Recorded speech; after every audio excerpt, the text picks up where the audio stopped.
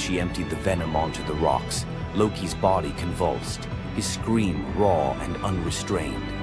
The poison ate into the stone, leaving blackened scars as Sigyn hurried to wipe the bowl clean and return to her vigil.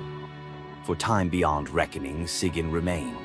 The myth offers no window into her thoughts, only the image of her kneeling, unwavering as Loki's mind splintered under the weight of his agony. Was she remembering laughter in sunlit halls, or simply unable to imagine leaving him alone in the dark? The venom's rhythm never changed. The bowl would fill. Loki would suffer. Sigyn would endure. In the hush that followed each scream, a question lingered, one that neither gods nor mortals could answer. Love in the dark was never simple. While the gods turned away, Sigyn remained, her presence reshaping the meaning of Loki's punishment. His betrayals had echoed through Asgard, yet her loyalty was a force the gods never expected. The Eddas offer no window into Sigyn's thoughts, recording only her actions. Blistered hands, a steady bowl, venom caught before it could sear flesh. This silence leaves space for us to wonder.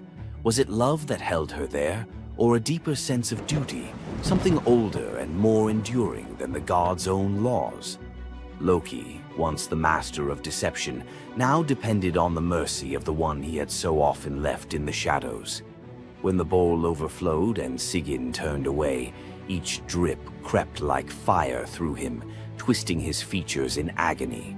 His eyes, when they met hers, flickered with both gratitude and resentment. He needed her, but the venom's torment mingled need with bitterness. Still, Sigyn returned every time, catching the next drop before it could fall. The myths do not say what passed between them in those moments, only that she stayed, her resolve unbroken.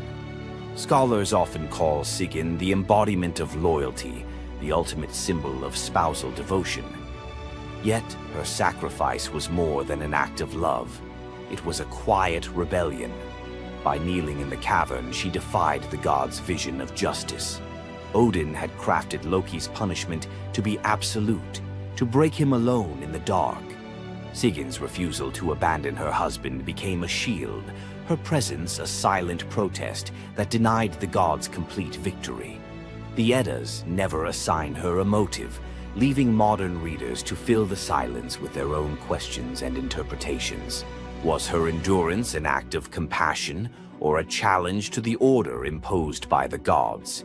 Each drip marked the passage of time, each bowlful a measure of suffering and steadfastness. Loki's laughter, once quick and sharp, faded into broken gasps.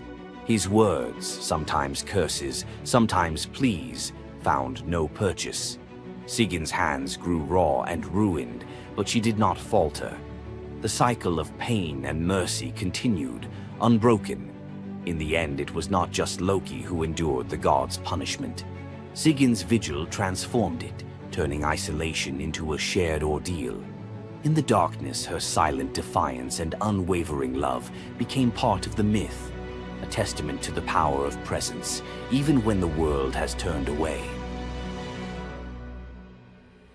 Sigyn's vigil stands as one of Norse myth's quiet marvels, a steady presence in the shadows, her strength measured not in battle, but in endurance beside the one the gods condemned. As Loki writhed beneath the venom's relentless burn, Sigyn's hands never wavered. The Eddas remember her not for words or deeds of glory, but for the silent rhythm of her care.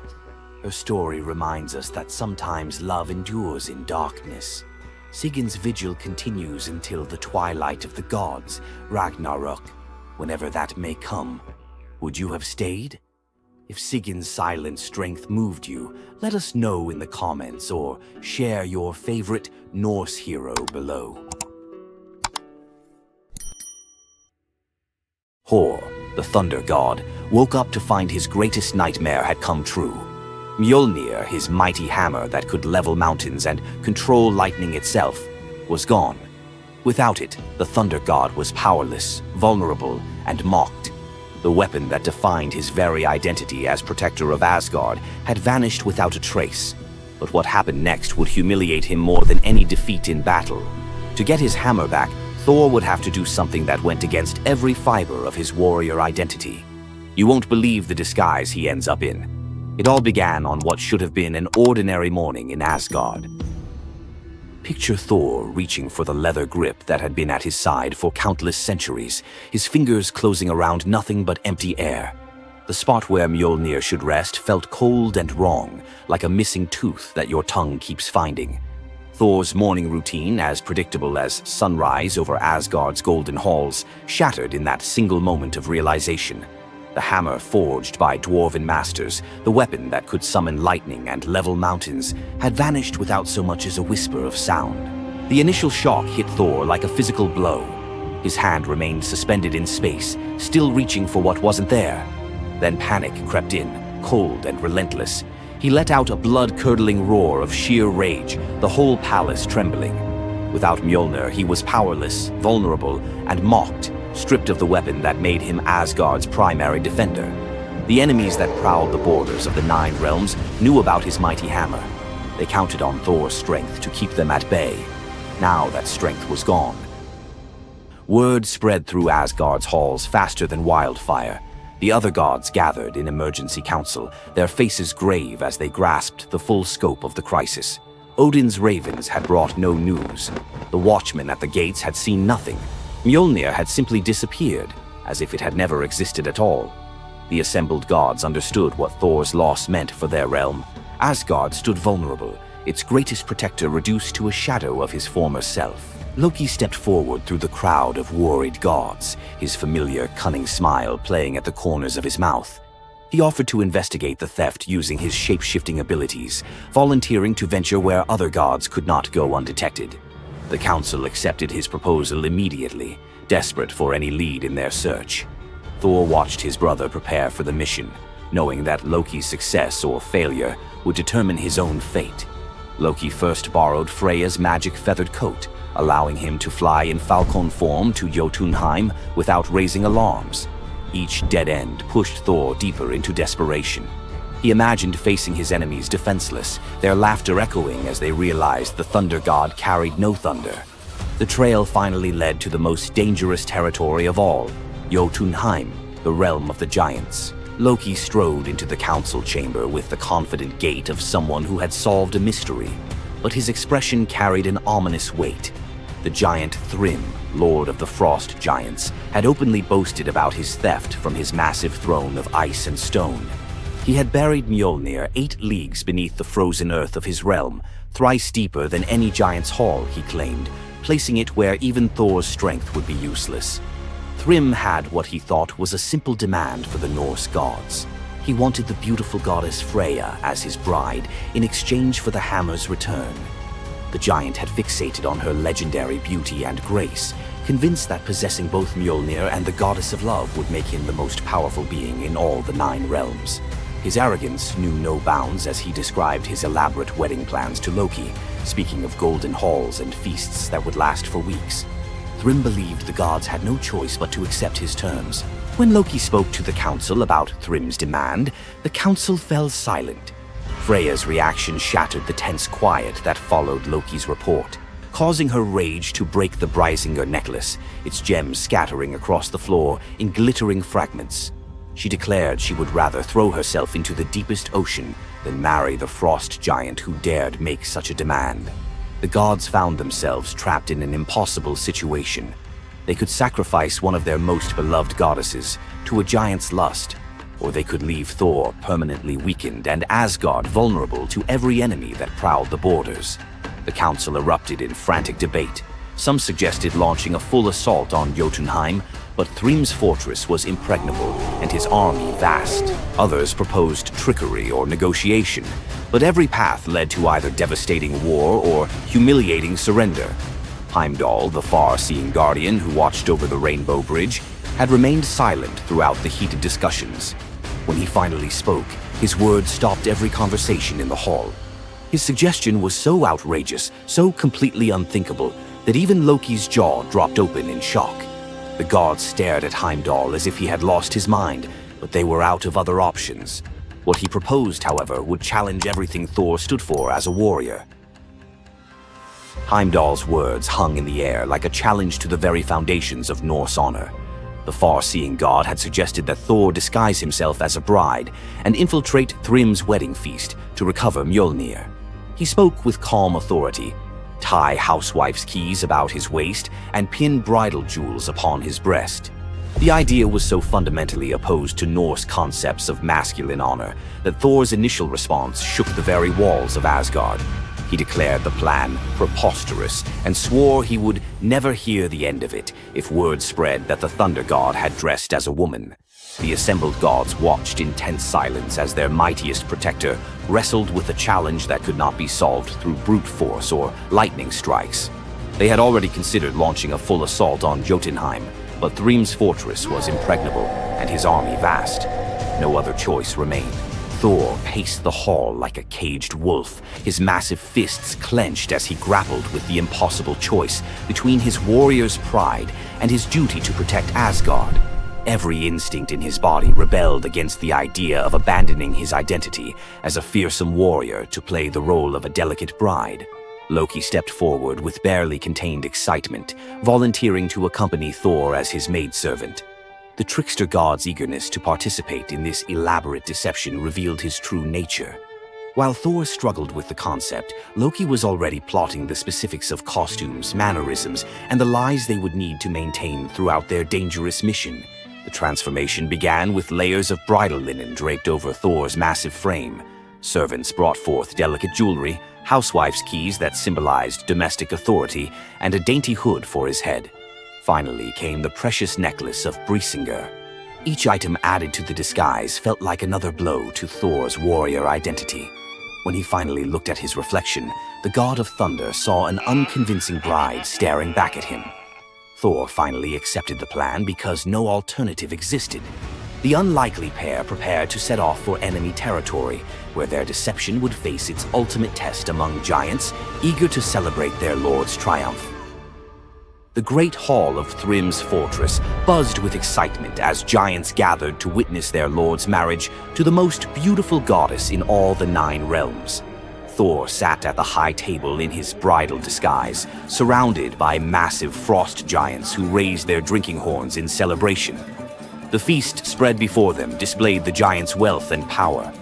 Roasted oxen filled enormous platters, fresh salmon gleamed on silver dishes, and barrels of mead stood ready to fuel the night's festivities. Thor's legendary appetite struck like a thunderbolt. He polished off an ox and ate whole salmon in moments, tearing through the meat as if he hadn't eaten in weeks. 3 measures of mead vanished as quickly as if someone had poured them into a bottomless pit. The assembled giants watched in stunned silence as the delicate bride consumed more food than most warriors could handle. Thrym's eyes narrowed with growing suspicion. This goddess ate like a battle-hardened warrior, returning from a long campaign, not like the refined Freya he expected to marry. Loki stepped forward with the smooth confidence of a master storyteller. He spun a tale about Freya's 8-day fast in eager anticipation of reaching Jotunheim and marrying the mighty Thrym. The explanation painted a picture of a lovesick goddess, so excited about her wedding that she had refused all food during her journey. The giants nodded in understanding, their suspicions melting away as they accepted this romantic explanation. Thrym felt honored by such devotion and relaxed completely, his doubts vanishing.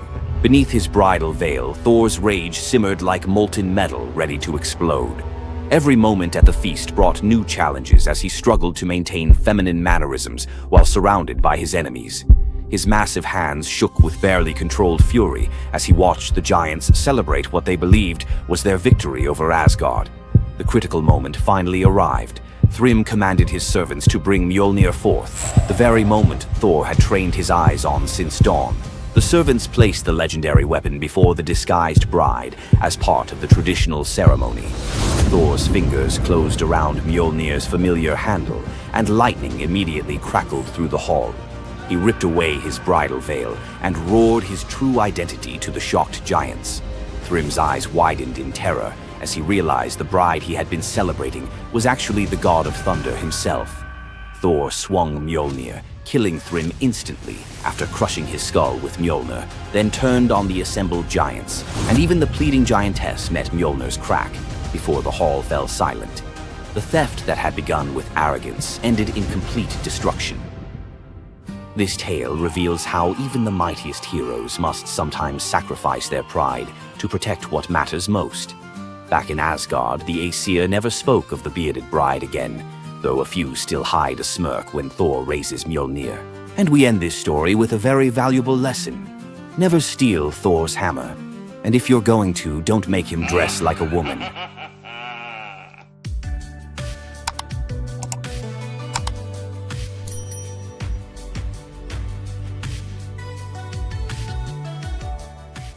What makes Zeus, the mighty king of the Greek gods, one of the most fascinating figures in mythology?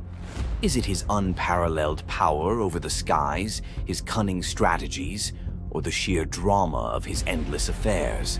While his tales are legendary, there's one story that stands out: the epic battle that earned Zeus his throne, the Titanomachy.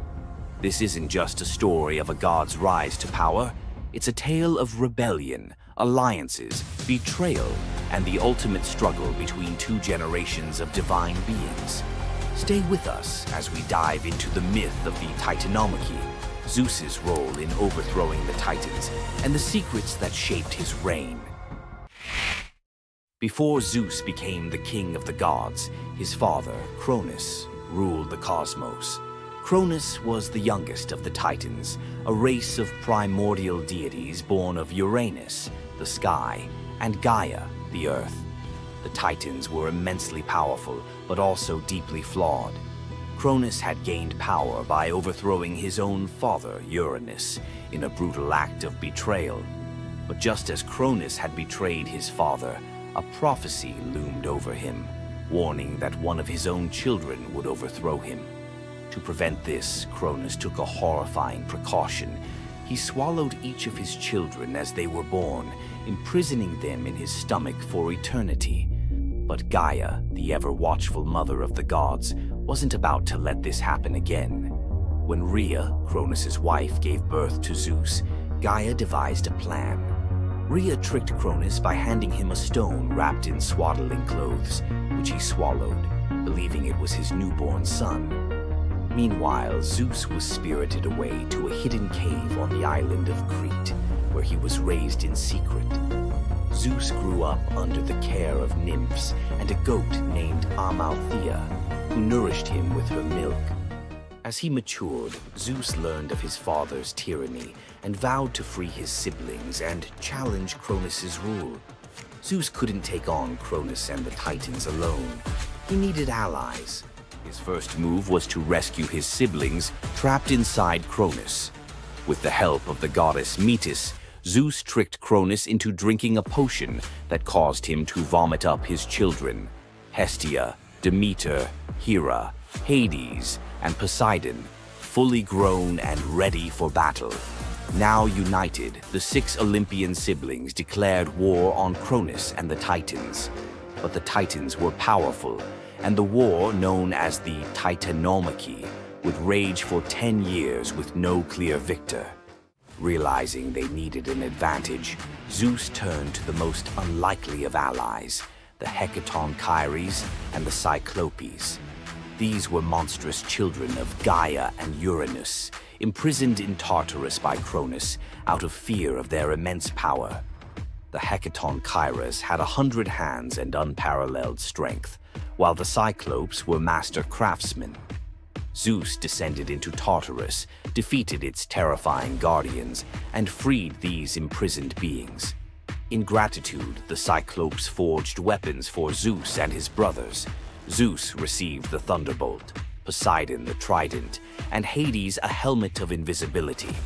With these tools and the raw power of the Hecatonchires, the Olympians finally had the upper hand.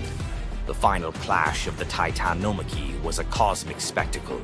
The Titans, led by Cronus, unleashed their full fury, shaking the very foundations of the universe. Mountains crumbled, seas boiled, and the skies erupted in chaos. But Zeus and his allies were relentless, Zeus hurled his thunderbolts with unerring precision, scorching the battlefield and scattering the Titans' ranks.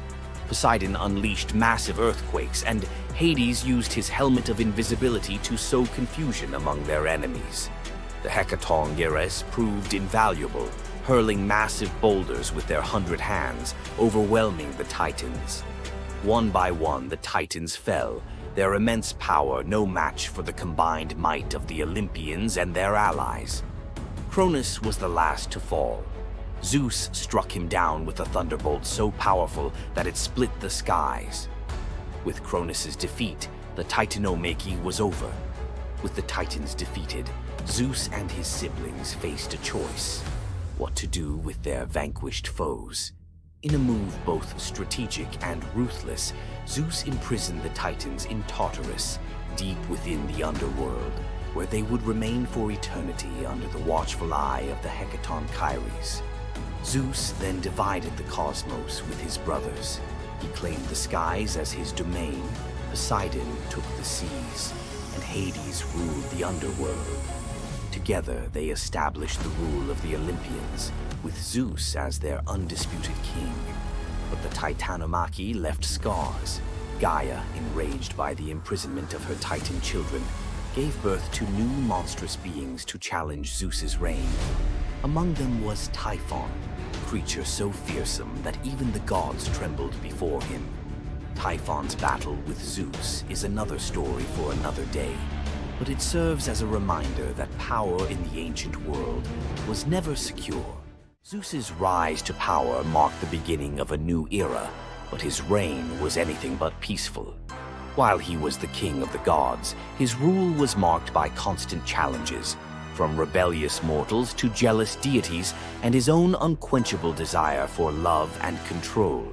Zeus was both a protector and a tyrant, a figure who inspired awe and fear.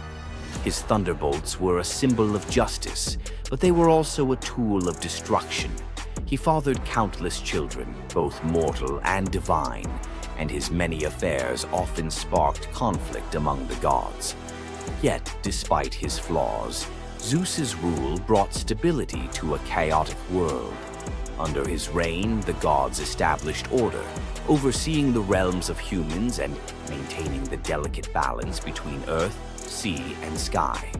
The myth of Zeus and the Titanomachy isn't just a tale of war. It's a story about the cycles of power and rebellion.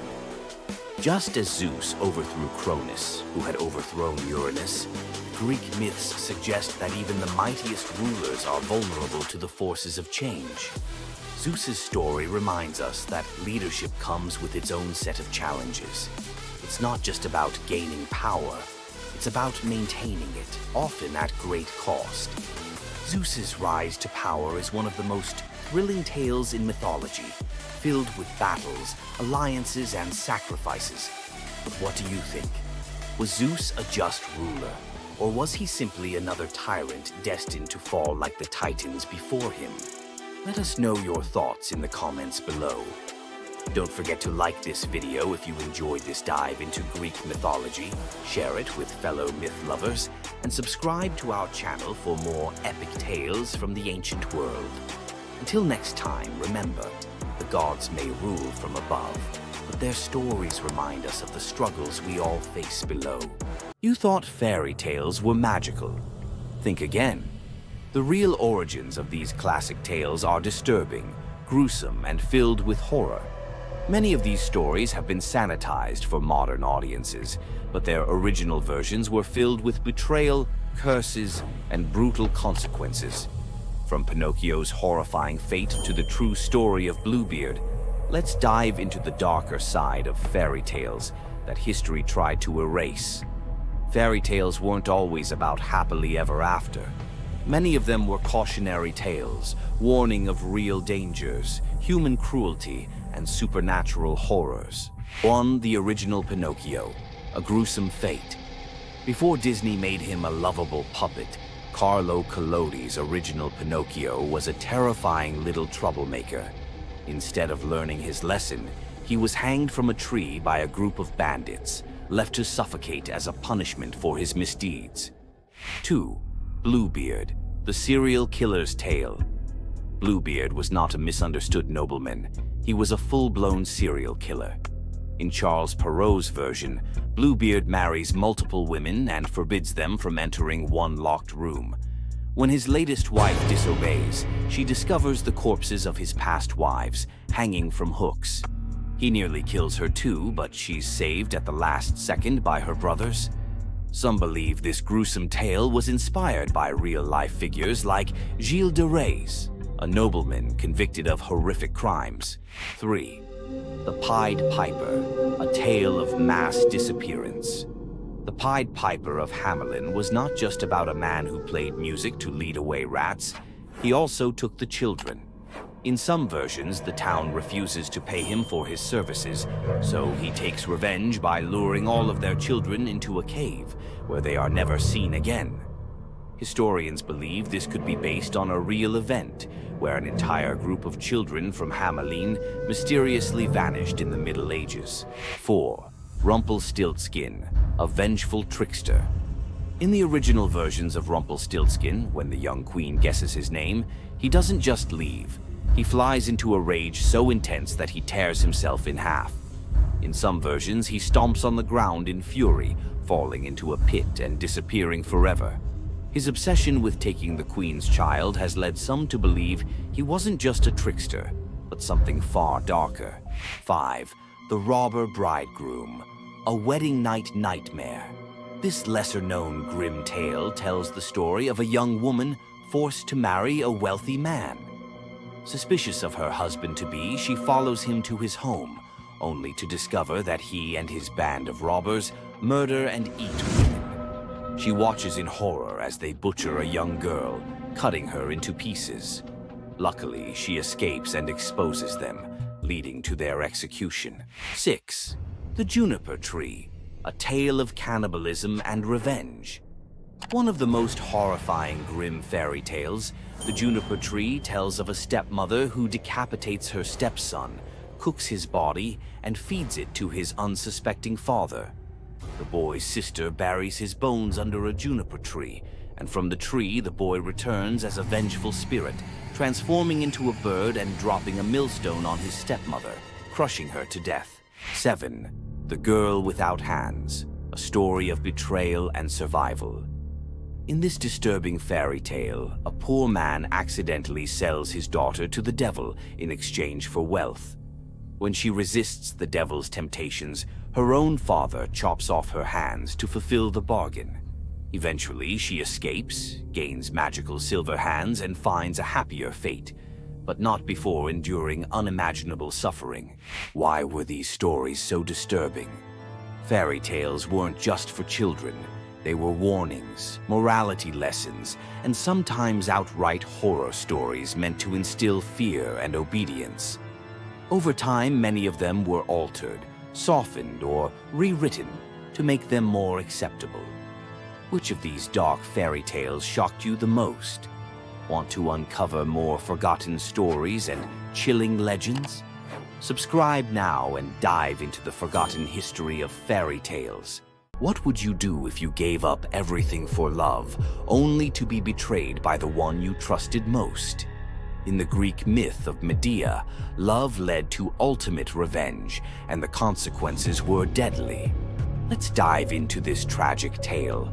Medea, a sorceress of immense power, fell in love with Jason, the leader of the Argonauts, when he came to her homeland seeking help.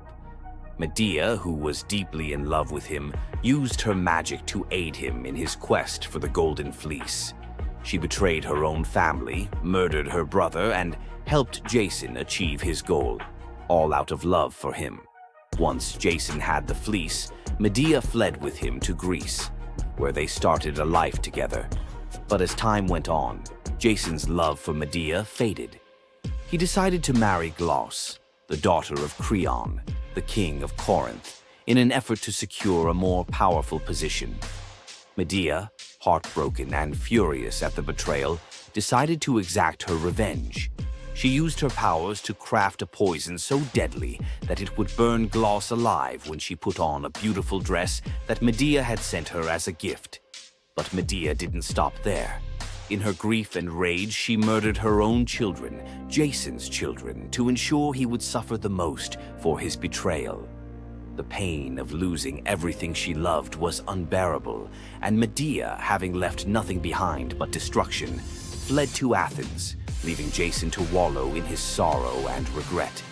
Medea's story is a tragic reminder of the destructive power of betrayal and the extreme lengths to which love can drive someone. Sometimes love is not only blind, but it can also lead to devastation and vengeance. Does Medea's vengeance leave you thinking about the darkest side of love? Subscribe for more ancient Greek myths filled with twists, power, and passion. Ever wondered what it would be like to walk through the ancient world and encounter mythical creatures from Greek mythology? Get ready to meet the beasts that shaped legends. In Greek mythology, creatures were more than just beasts. They were symbols of the forces of nature, God's will, and humanity's struggle with the unknown. From the terrifying Minotaur lurking in the labyrinth to the mesmerizing sirens luring sailors to their doom, these creatures were as captivating as they were dangerous. The mighty Hydra, with its multiple heads that regrew each time they were cut off, was a symbol of unstoppable power. The Cerberus, the three-headed dog guarding the gates of the underworld, represented the barrier between life and death. But not all mythical creatures were monsters. The graceful Pegasus, a winged horse born from the blood of Medusa, symbolizes freedom and the pursuit of the heavens. These creatures still live on in our stories, haunting the shadows of ancient Greece and whispering through the winds of time. Which Greek mythological creature fascinates you the most? Share your thoughts and don't forget to subscribe for more legendary tales from Greek mythology. Imagine being one of the greatest hunters in the world, known for your unmatched speed and skill. But despite all your abilities, your destiny is determined by a simple golden apple. Let me tell you the tragic tale of Atalanta, the huntress who couldn't escape her fate. Atalanta was abandoned at birth by her father, Zeus, who didn't want a daughter.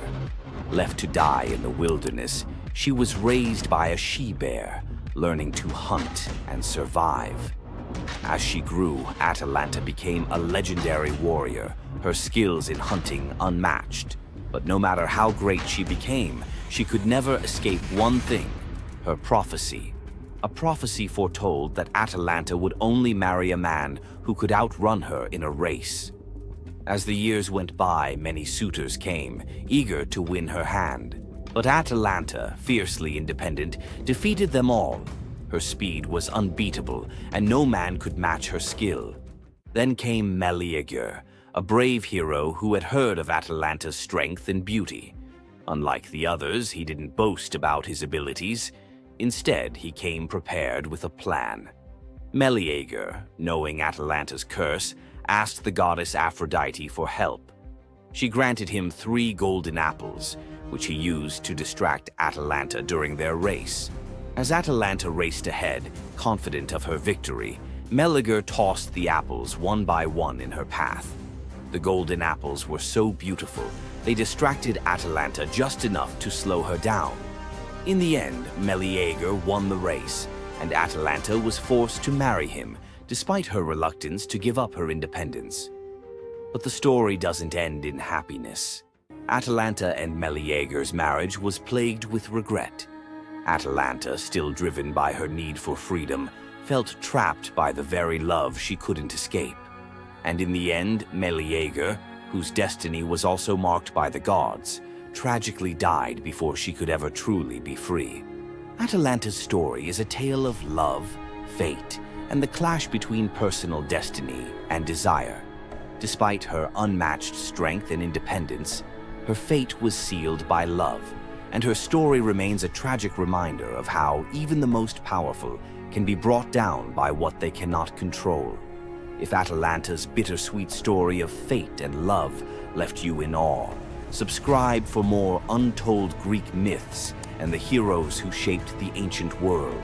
You've heard of a goddess whose beauty was unmatched. But what if I told you that her beauty wasn't what it seemed? In fact, her allure led to some of the darkest consequences in ancient myth. This goddess, adored by many, held the power to captivate anyone with a mere glance. She was so beautiful that her charm could sway the gods, kings, and mortals alike. But this beauty came with a deadly price. The goddess we're talking about is none other than Aphrodite, the Greek goddess of love and beauty. While she is often depicted as the epitome of grace, sensuality, and allure, her beauty was more of a curse than a gift. Aphrodite's powers extended beyond just physical beauty. Her charm was irresistible, but it came at a cost. Her very presence could bring turmoil. Many heroes and kings fell victim to their obsession with her. Take Paris, for instance. His decision to choose Aphrodite as the fairest of the goddesses set in motion the events that led to the Trojan War. His desire for her beauty caused the death of thousands and the fall of Troy. But Aphrodite's beauty didn't just destroy men, it could break gods too. The tale of her and Ares, the god of war, exemplifies this. While Aphrodite was married to Hephaestus, the god of blacksmiths, her passionate affair with Ares led to chaos among the gods. Her beauty wasn't just about attraction, it caused jealousy, betrayal, and ultimately destruction. Despite her dazzling appearance, Aphrodite was also a figure of deceit and destruction, proving that beauty, when it holds such power, can be dangerous. It's no wonder the ancient Greeks warned that appearances can be deceiving. Aphrodite's beauty may have dazzled the world, but her story teaches us that sometimes what's on the surface can mask a much darker reality. So, was Aphrodite's beauty a blessing or a curse? The myths suggest that beauty, when wielded by the gods, is never what it seems. If you want to uncover more hidden truths about gods and goddesses from the ancient world, hit that subscribe button.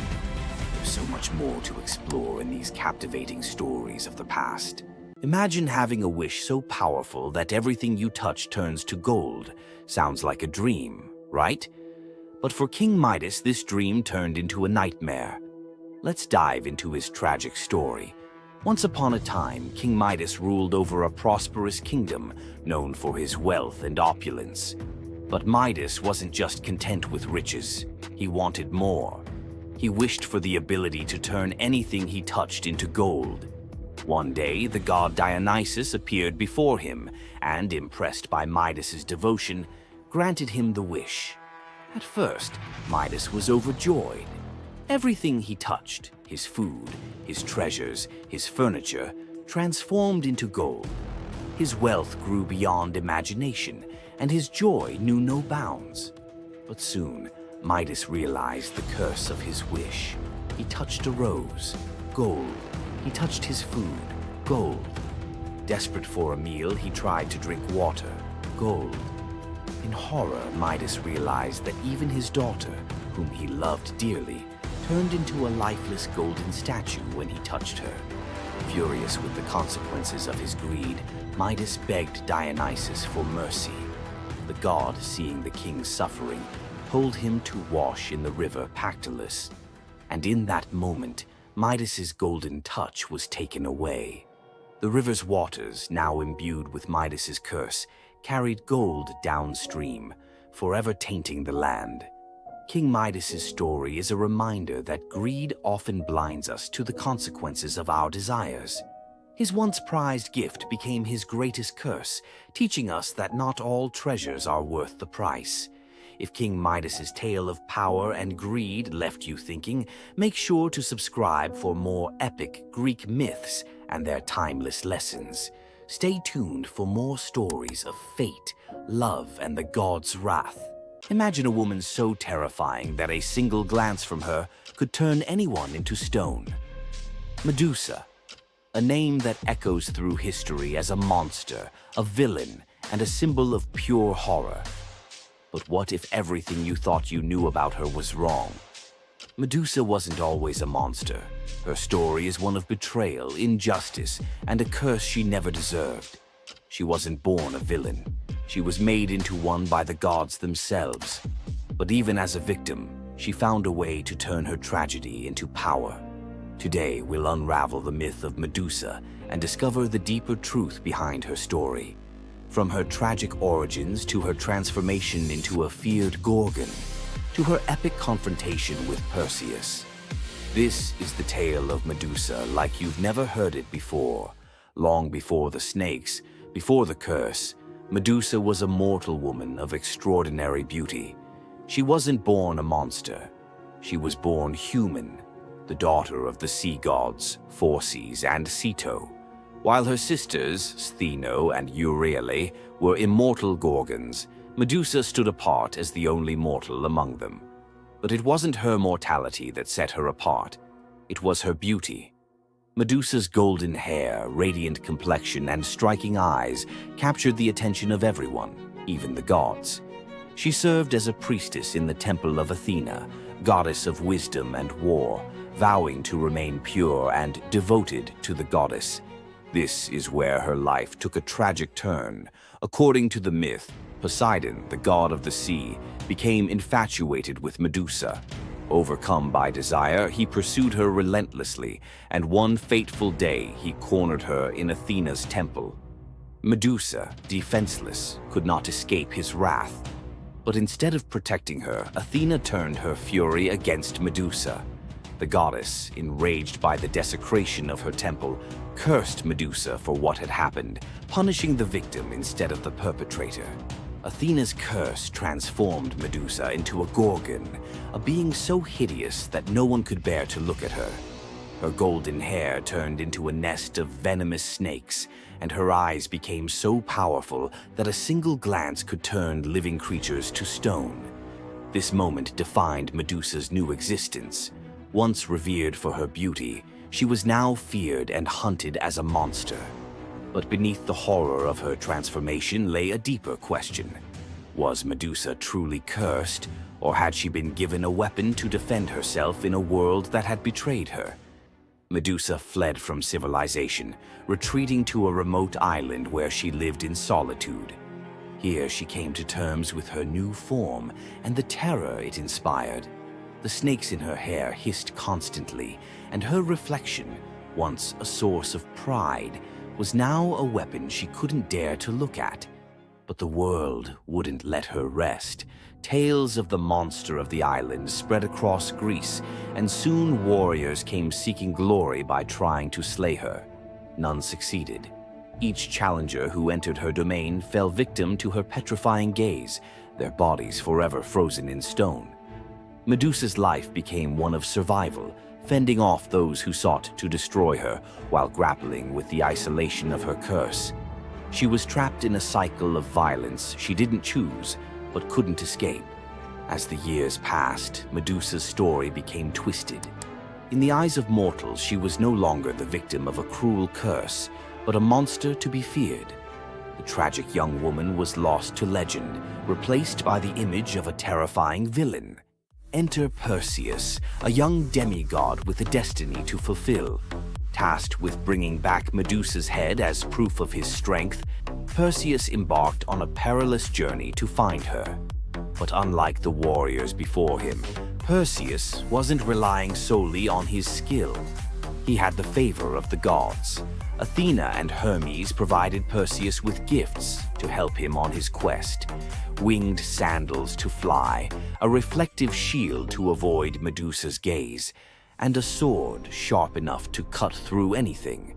Most importantly, he was given a magical bag to safely carry her severed head. Perseus's journey to Medusa's lair was filled with danger, but none compared to the final challenge, facing the Gorgon herself. When Perseus arrived, Medusa was sleeping. For the first time in years, she looked peaceful, an almost human reminder of who she once was. But Perseus couldn't afford to hesitate. Using the reflective shield as a mirror, he avoided her petrifying gaze and struck with precision, severing her head in one swift motion.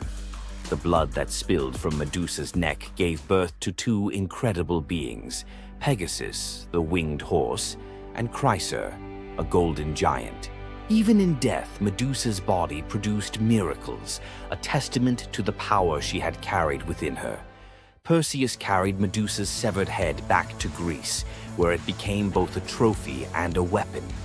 Her gaze retained its power, turning enemies into stone, and Perseus used it to defeat his foes and protect his people. But Medusa's story didn't end with her death.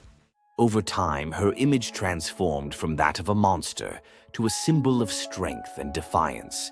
Women, especially, began to reclaim her story, seeing her as a figure who resisted the gods and survived unimaginable betrayal. Today, Medusa is more than a mythological figure. She's an icon.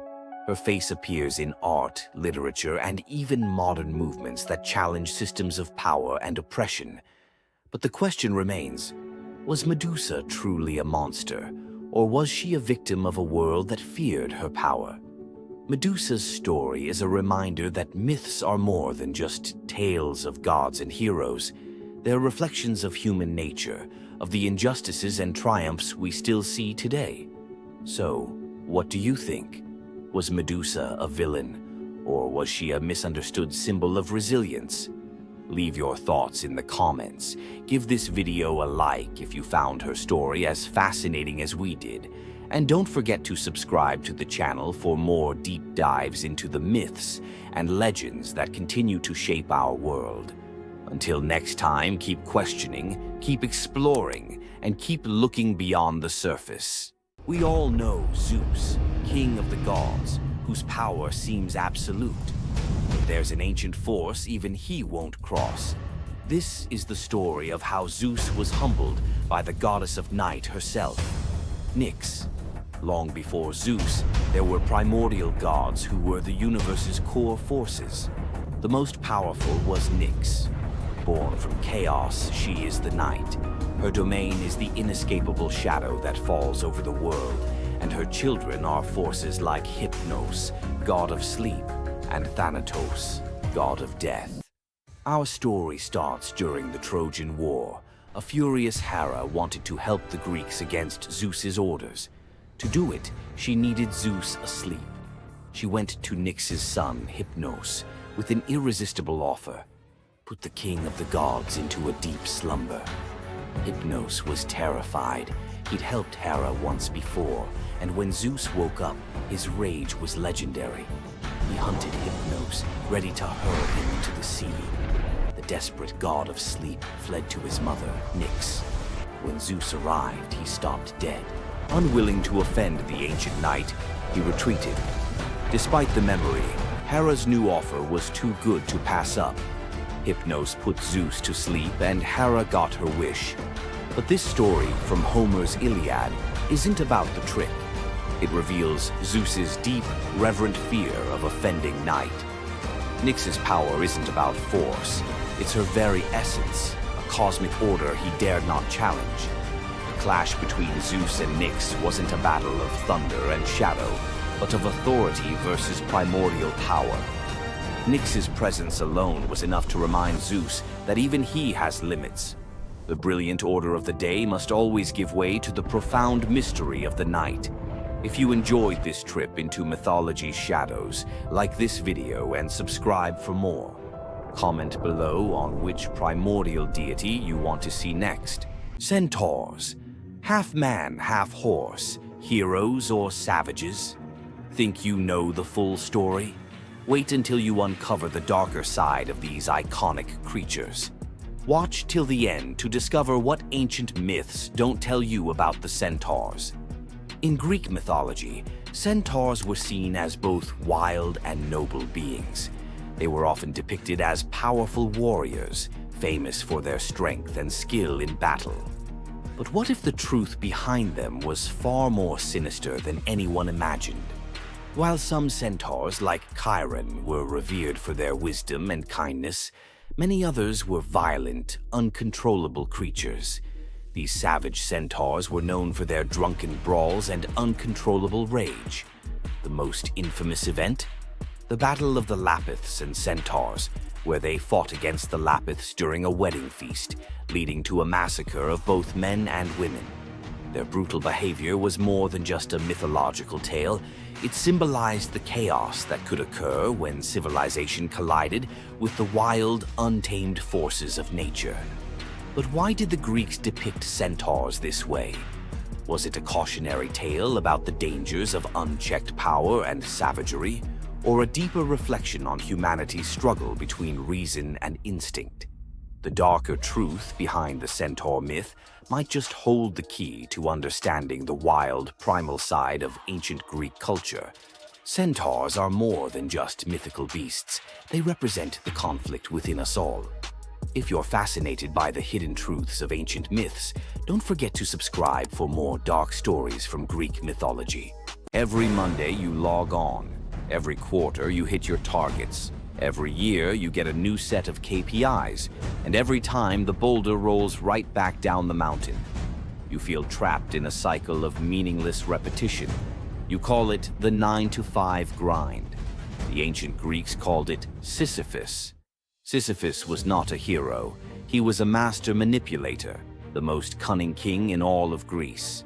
He betrayed Zeus to a river god just to get a freshwater spring for his city. But his masterpiece of arrogance? He cheated death itself. When Thanatos, the personification of death, came for him, Sisyphus tricked him, binding him in chains. For days, the world was thrown into chaos. No one could die. Warriors fought endlessly without consequence. The natural order collapsed. The gods finally intervened, freeing Thanatos and dragging Sisyphus to the underworld. But even here, Sisyphus had one last trick. He convinced Hades to let him return to the surface for just one day to punish his wife for not giving him a proper burial. Of course, he never returned. The gods, finally done with his games, devised a punishment that perfectly matched his crime: eternal, meaningless effort. Sisyphus was condemned to push a massive boulder up a steep hill. He would strain, fight, and claw his way to the summit, only for the weight of the universe to drag the rock back down the moment he reached the top. It's the ultimate metaphor for the modern corporate world. You spend 3 months pushing a quarterly report. You reach the summit. You celebrate.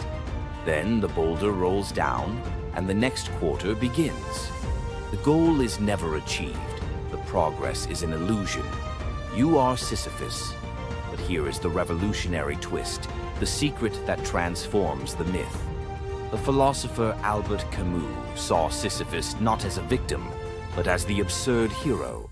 Sisyphus's freedom doesn't come from escaping the mountain, but from accepting the struggle.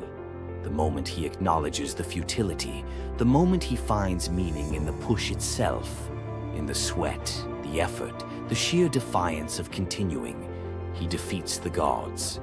His walk back down the mountain is not a walk of defeat, but a moment of conscious, deliberate choice. It is the moment he chooses to be happy.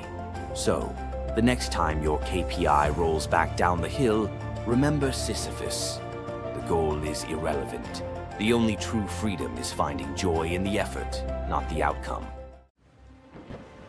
Loki's punishment was brutal.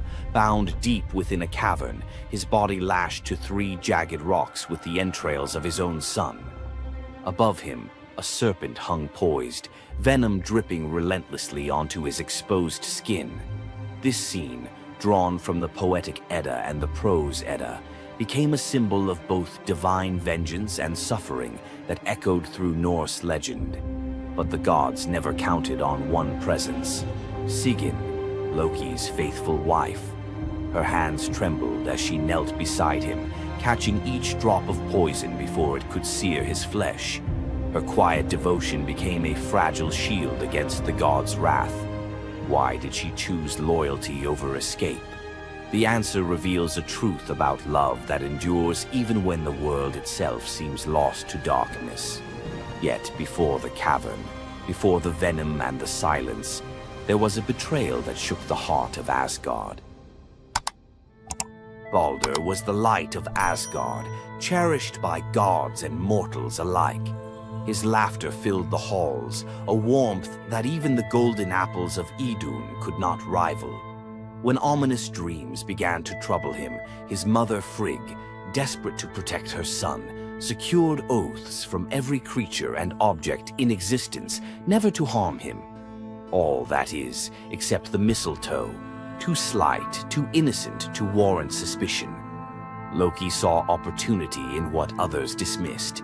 He fashioned a dart from that fragile branch and sought out Hoder, Baldur's blind